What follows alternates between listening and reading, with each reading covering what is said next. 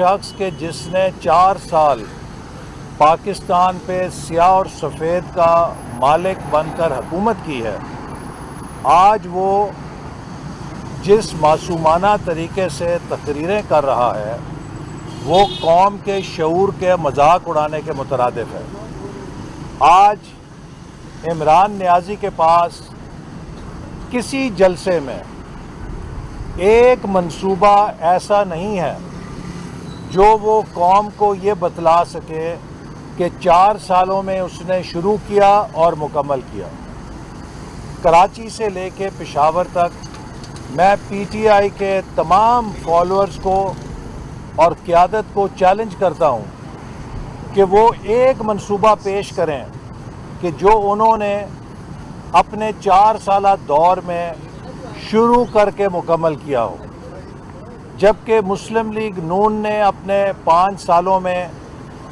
درجنوں میگا منصوبے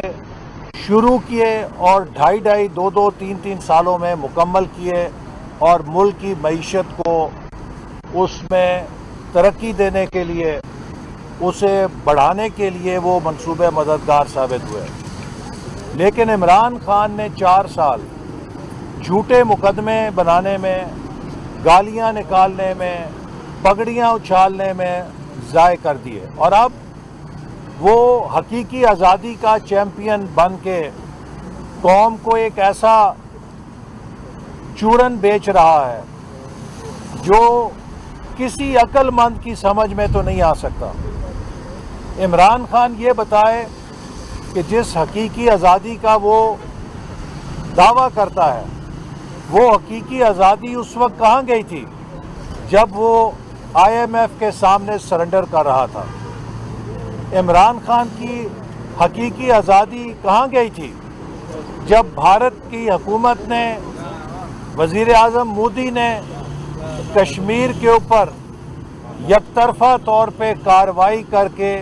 مقبوضہ کشمیر کی متنازع حیثیت کو تبدیل کرنے کی کوشش کی؟ عمران نیازی کی غیرت اور حقیقی آزادی اس وقت کہاں گئی تھی کہ جب سی پیک کے منصوبوں کو اس کی اپنی حکومت اور اس کے اپنے وزیروں نے تباہ کیا اور عمران خان کے اشاروں کے اوپر تباہ کیا؟ عمران خان کی حقیقی آزادی اس وقت کہاں گئی تھی کہ جب وہ ملک کی معیشت کو تباہ کر کے کشکول پکڑ کے پوری دنیا میں پھیرا کرتا تھا؟ حقیقت یہ ہے کہ 2018 میں ہم نے ایک ہنستا بستا ملک چھوڑا تھا۔ آج عمران خان جب پاکستان کو چھوڑ کر گیا ہے تو ہمیں بدترین مہنگائی، خالی خزانہ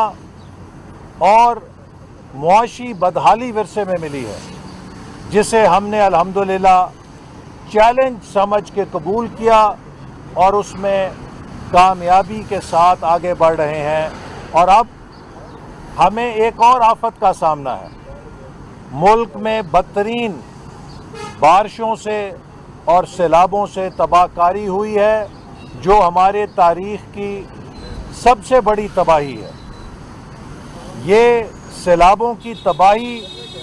کم ہو سکتی تھی اگر عمران خان 4 سالوں میں اس فلڈ پروٹیکشن پروگرام پہ عمل کرتے جسے 2017 میں کاؤنسل آف کامن انٹرسٹ نے منظور کیا تھا۔ اگر اس پہ آدھا کام بھی ہوتا تو آج اس تباہ کاری کی شدت کو کم کیا جا سکتا تھا، لیکن بدقسمتی سے یہ جو قدرتی آفت آئی ہے، اس نے ہمارے عوام پر اور ملک کے اوپر ایک قیامت ڈھائی ہے۔ آج پاکستان کا ہر شہری، پاکستان کا ہر ادارہ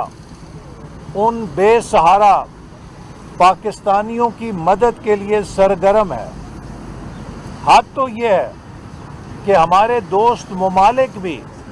چین سے نہیں بیٹھ رہے، چاہے وہ چین ہے، چاہے وہ ترکی ہے، چاہے وہ یو اے ای ہے،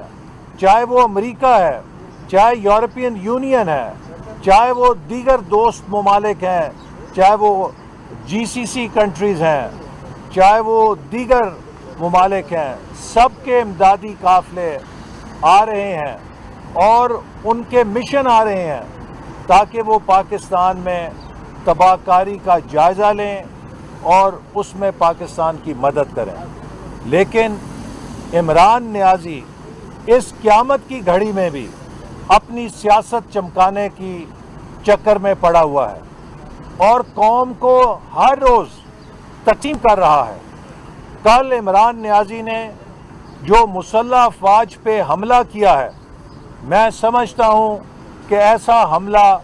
कभी पाकिस्तान के किसी दुश्मन ने नहीं किया है। इमरान नियाज़ी ने पाकिस्तान की मुसल्लह अफ़वाज के मेरिट के निज़ाम को, जिसमें तरक्की और तरक्की देने का एक मेरिट का निज़ाम है जिसे पूरी दुनिया में तस्लीम किया जाता है, इमरान नियाज़ी ने कल उसे मुतनाज़ा बनाने की कोशिश की है, उसे सियासी तक़सीम में डालने की कोशिश की है। मैं समझता हूँ कि इमरान नियाज़ी अपने फॉरेन डोनर्स के एजेंडे पर कार फरमा है और पाकिस्तान के अंदर जहाँ मुआशी तबाही पैदा की है, अब वो इदारों के तबाही के मिशन के ऊपर गामज़न है। कभी अदलिया को धमकियां देता है, कभी इलेक्शन कमीशन को धमकी देता है, कभी मुसल्लह अफ़वाज को धमकी देता है। मुझे नहीं समझ कि कोई ज़ी शऊर, कोई शख्स जिसमें रत्ती बराबर भी इस मुल्क का दर्द हो, इस मुश्किल घड़ी में, इस आफत की घड़ी में, इस तबाही की घड़ी में इस तर्ज अमल का मुजाहरा कैसे कर सकता है। ये काम सिर्फ वही कर सकता है कि जिसके सीने में पत्थर का दिल हो। ये काम वही कर सकता है जिसकी अना और ईगो माउंट एवरेस्ट से बड़ी हो और वो अपने मुल्क के मफाद को अपनी अना के तराजू के ऊपर तोलता हो। मैं समझता हूँ कि वक्त आ गया है कि इमरान नियाज़ी का हिसाब लिया जाए। इसने पिछले 10 सालों में जो छूट मिली है उसका बहुत फ़ायदा उठाया है। दोनों हाथों से करप्शन की है, मुल्क के आइन और कानून को तोड़ा है, मुल्क के इदारों को बेतौकीर किया है और अब वक्त है कि जो कानून के तराजू तलाल चौधरी पे लगे थे, जो कानून के तराजू दानियाल अजीज़ पे लगे थे, जो कानून के तराजू निहाल हाशमी पे लगे